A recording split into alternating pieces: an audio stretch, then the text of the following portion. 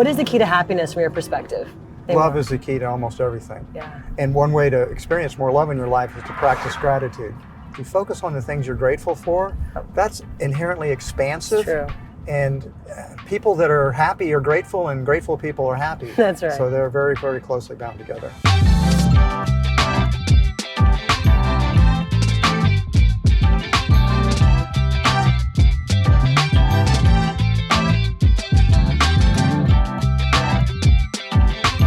All right, are you ready for rapid fire? Sure. John? Yeah, ready. What are your morning habits? Well, I get up very early in the morning, usually between 5 and 6. And first thing I do is I read the Course in Miracles for Beautiful. briefly. Then I do gratitudes. Then I meditate for, not too long, a little while, for 15, 20 minutes. Then I do, I make my morning smoothie. Nice. Then I do yoga. What's in the smoothie? And it's 50% fruit and 50% vegetables. Yum. Lots of greens. Yeah. I've got broccoli and Any powders or anything? Yeah, I have a lot of different powders that I put in. And then after that, I'm going to do some kind of physical activity. And I make a whole Vitamix, 64 ounces, 2 liters worth of smoothie, and I have a couple of glasses in the morning, and I have a little bit for lunch and a little bit for dinner to finish it off. Great. And then I am going to do yoga, pickleball, or hiking. I'm going to do usually 2 of those 3. In the morning? Yeah, and then I go to work. And I usually don't get to work till 10 o'clock or so. Yeah, how long does that take, your morning routine? Somewhere, about 3 hours, probably 3 to 4 hours. What about your bathroom habits? What are your bathroom habits like?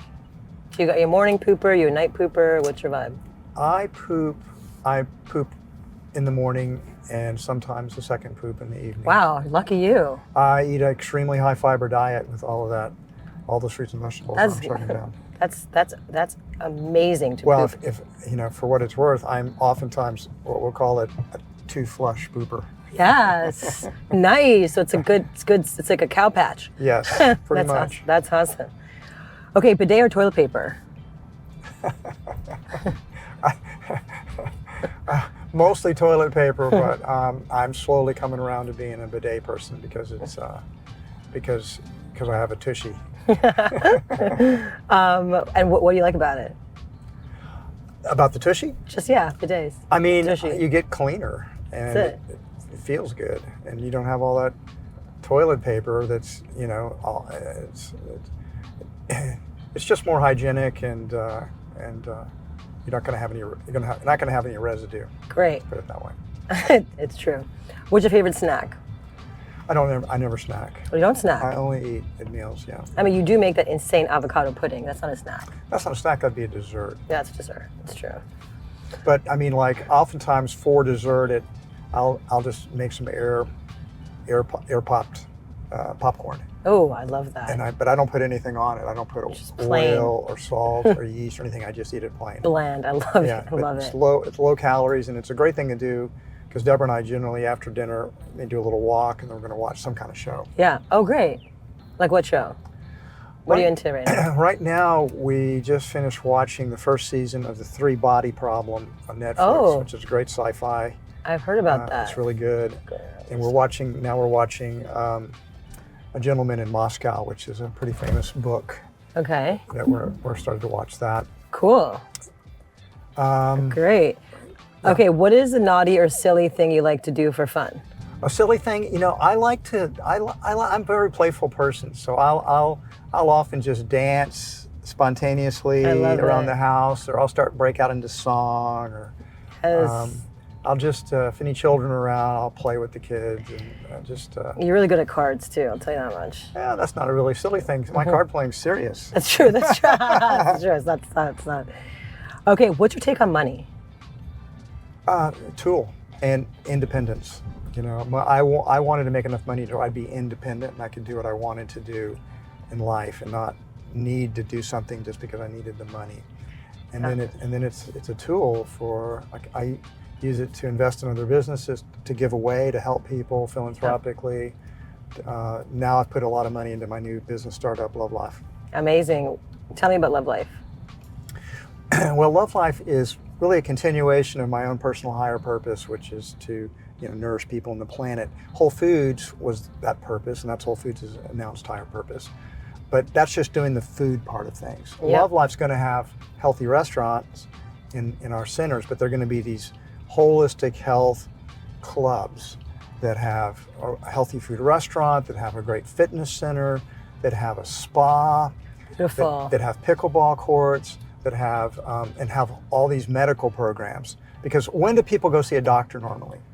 When they're sick. Exactly. We want to disrupt that. Beautiful. We want people to begin to see a doctor at any age, but the earlier the better, and do assessments. We now have technology that we can measure and get a baseline for where people are at. Brilliant. And we can then track progress more easily with ongoing assessments, but plus wearables that can track, like the Apple Watch or an Oura Ring, that can track it, and eventually AI will be integrated into that. Cool. So, and then you join Love Life to become the very healthiest version of yourself. Epic. And so it's partly physical health, but then we're also going to have a meditation. We'll have yoga, Pilates. We're going to have a breath work. Epic. Oh my God, it's everything you when need. psychedelic therapy is legal in a place where we have Love Life, we'll do that. Yes. So we're really helping people to grow spiritually, emotionally, physically. Amazing. To be the very best version of themselves possible. Amazing. What have you learned? What assessment,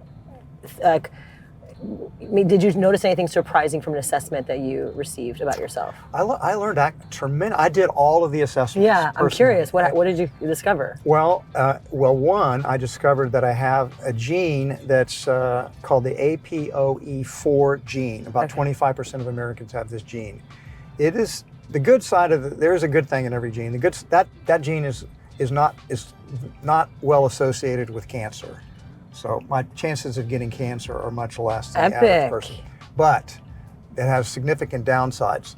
The people that have this gene are most susceptible to high cholesterol, heart attacks, strokes, and Alzheimer's disease. Oh, okay. So my dad had Alzheimer's, and everybody in my family, I think except possibly me, has heart disease. And so my plant-based, low-fat diet is very helpful in that regard. But now I'm just even more on guard. Yep.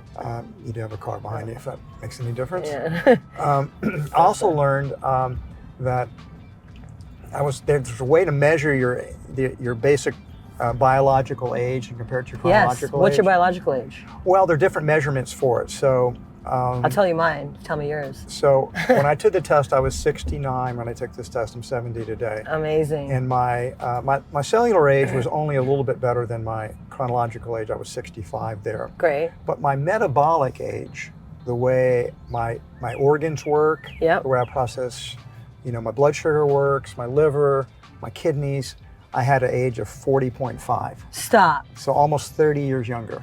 Yeah. What? Yeah, I was pretty high after getting that report. That's amazing. I was excited about mine, but yeah, my doctor, my telehealth doctor at Love Life told me that was the widest gap of anybody. Wow. I mean, I was so 60. I'm 28 biologically.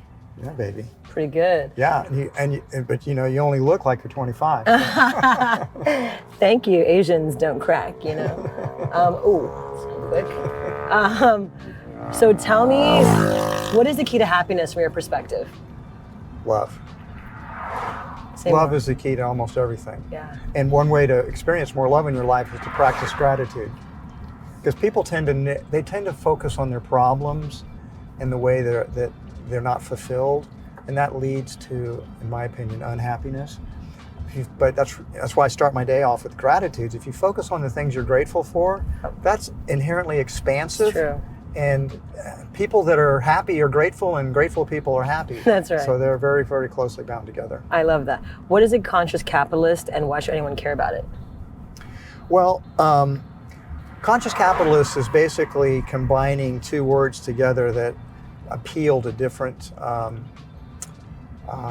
value groups. So capitalism appeals to modernists because capitalism is what's produced the modern world, along with science and rationality. Yep. And conscious appeals to progressives and people that are very concerned about inequality, racism, sexism, things like that are major issues of today.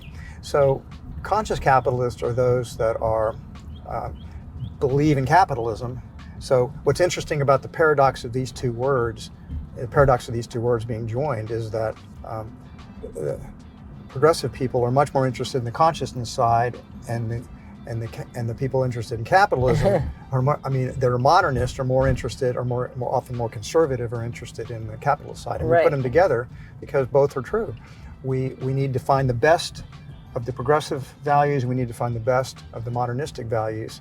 So conscious capitalism is a more integral perspective where we do business, but in a more conscious way with a higher purpose. Besides just making money, you need to make money. Profits are important in business, but that's not actually the primary reason business exists. Doctors need to make money, but their purpose is not to make money, it is to heal people. Teachers' purpose is to educate people. Architects design buildings. Engineers construct things. So these are all purposes. And a conscious capitalist is someone that's tuned into the higher purpose of their business, why it exists. And conscious capitalism believes in the importance of interdependent stakeholders. Yep. All the stakeholders matter. They're not all equal, but they all are important. And the business can be managed in such a way to create win-win-win relationships between all of the different stakeholders. So stakeholders could be like employees, customers, shareholders, suppliers, the environment. The primary stakeholders, the ones that are voluntarily exchanging with the business, which breaks into really five. You've got the customers, you have employees, you have investors, you have suppliers, and you have the communities that business is part of. Then you have secondary stakeholders that aren't actually trading with the business, such as government, activists, journalists, critics, activists, things like that. Yeah. But they all matter. And so once you see they're interdependent, you begin to manage the business in such a way where all of the stakeholders can simultaneously win. And actually, from your book, Conscious Capitalism, I learned that a conscious business can actually outperform a just for-profit, pure capitalist business by up to 14 times or something, right? Well, I do believe that if you're just strictly in it, the paradox is if you're strictly in it for the money, you won't be a conscious capitalism. But if you really wanted to maximize long-term profits, being a conscious capitalism would be the best way to do it. That's what I'm saying. Like it actually makes sense as well financially to do that, even if exactly. It's not the point to pretend to be a conscious capitalist so you can make more money, but it's actually, it's interesting. Okay, so what's your take on power? So as a conscious capitalist, how do you reconcile the part of success that brings power and couple that with consciousness? Well, power is, I would say it's a neutral word. Power can be used for good, and it can be used for evil. So unfortunately, a lot of people that are particularly attracted to power can be self-aggrandizing, meaning they're mostly into power to blow up their own egos and tell other people what to do. But power is not inherently bad. And if you are conscious and wise, you can use power to benefit other people. Yep. Yeah. So that's how you marry power and consciousness, because you can actually use the power for good. It's like the things people are attracted to: wealth, power, fame. Yeah. Those can all be corrupting. They can all corrupt the individual to want more of it. That can be addictive, in other words. But they're not themselves necessarily bad. You can be famous, but not seeking more fame. You can be powerful without having an addiction to it. Right. You can be wealthy without craving money and being greedy. So you might say there's an excess of, in an Aristotelian model, there can be an excess of greed for money, and there could be an excess of greed for power, and there could be an excess of greed for fame. Yeah. But there doesn't have to be an excess. And people make a mistake in thinking, well, people that are rich, they must be greedy. Right. Or they must have stolen that money from somebody. People are kind of fixated on the idea that there's this fixed pie. Jeff Bezos or Elon Musk are greedy because they're taking a bigger piece of the pie. Right. If they didn't take such a big piece of pie, there'd be more for other people. That is not true. Yes. It's not true. In fact, people like Elon Musk and Jeff Bezos and Bill Gates, they've been growing the pie forever. Right. It's why the world is becoming a richer place with more and more, and poverty rates are plunging all around the world.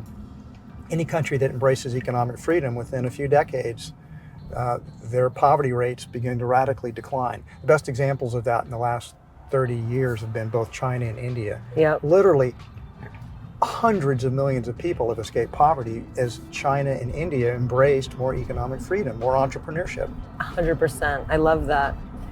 Okay, what's your take on love? What should people know about love? Love is the most important thing in life.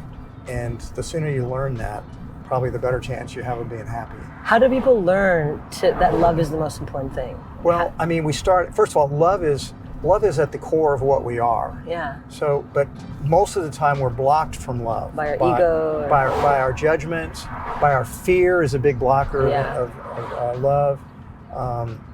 Guilt,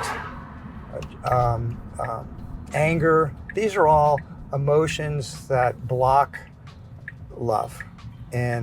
But here's the good news, that you can return to love by removing those blocks, and forgiveness is one of the most important keys for removing those blocks. Forgiving others, and then also as you forgive others, you'll find that you too are forgiven.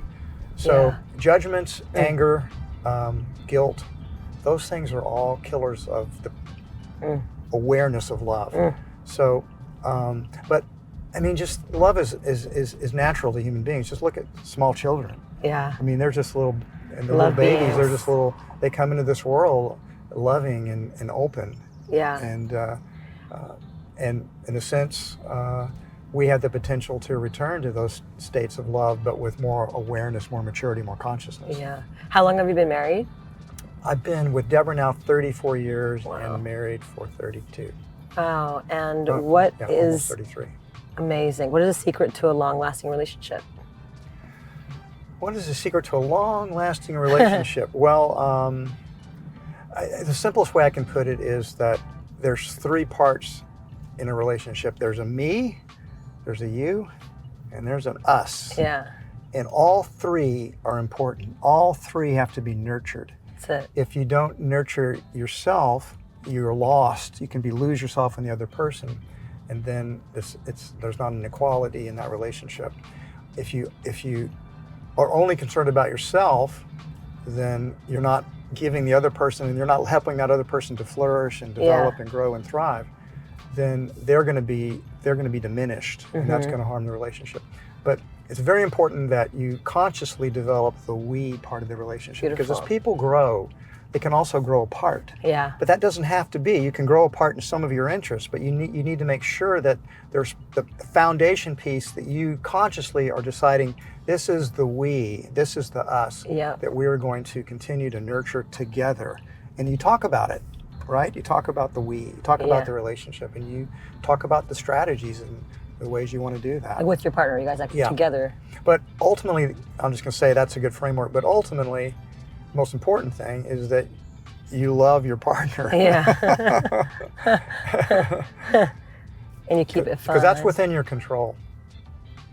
And you're keeping it fun, absolutely, playful. Loving your partner is all the aspects of loving your partner, and part of that is having fun together. Yeah. And being kind and compassionate and helpful. You know, they have the different languages of love. That's a good framework. For me, my languages of love, for me, that I like to receive are acts of service and touch. So words of appreciation is less important to me. Things that the way I express love, like to express love through words of appreciation, although I don't particularly like to receive love that way, and through acts of service. I love that. Beautiful. Yeah, mine are touch and quality time. Yeah, I love, quality time is, we'll call that an area that I'm still working on.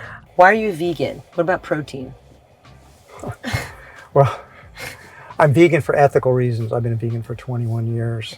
Basically, I don't want to minimize the damage and harm I do to animals. Beautiful. And protein is, have you ever known anyone with a protein deficiency? No. Because no one is in, and if you don't have a calorie deficiency, it's almost impossible to have a protein deficiency. Protein is in every vegetable, in every grain and every bean I eat. It's less prevalent in fruits, but I mean, there's no scarcity of protein. That's fear mongering by the meat and dairy industries. That's so interesting. It's true. Like, I don't know anyone with a protein deficiency. Because no one ever has one, unless they're just starving to death. That's so interesting because everyone's in this like muscle building protein. So you know what I ask when I get asked that question, I usually turn it around and say, well, where do you get your fiber? Right. Because there's no fiber at all in animal foods, and something like over 90% of Americans do not get enough fiber, whereas about 99.9% of Americans get plenty of protein. Fiber is something to be more concerned about than protein. And where do you get fiber? Fiber's in all whole plant foods. So it's in fruits, vegetables, grains, beans, nuts, seeds. Amazing. Okay. But not in animal foods. No. And fiber is what builds the gut microbiome. I mean, fiber is food for our microbiome. Right. It's absolutely essential, and it's what helps us poop. Right. Fiber is what. And and people that are on low fiber diets are much more susceptible to colon cancer because they're not having enough fiber. It brushes out your colon. Leafy greens. Yes, absolutely. Great, amazing. Okay, last question. What is your take on friendships and community, and why is that important to you? You're so good at community building with Sports Weekend and. Would life be worth living without friends? No. I'm not so sure it would be. Yeah. Would life be worth living without a community that you belong to? I don't know, maybe, but it wouldn't be as good a life. I mean, I think we evolved in tribes, and we want to belong to, we want to be members of things that we can be ourselves, where we can let down the pretenses and just be able to relax. And of course, I just try to be myself wherever I go. But it's good to have a community that actually supports you. And I think about I'm in a number of different communities that express my different values. And my Sports Weekend party is where all my different parts of myself come together. My vegan friends, my libertarian friends, your sports competitor friends. Sports competitive friends, my work friends, my pickleball friends. I love Sports Weekend. Yeah, my friends that just, my old friends from going back to high school and college. And, once I'm somebody's friend, I'm always their friend. Yeah. I mean, I'm a very loyal person. Yeah. Why throw away a good friend? It's true. You got great friends. Friends. Yeah, like you, for example. Yeah, I love you. I love you too.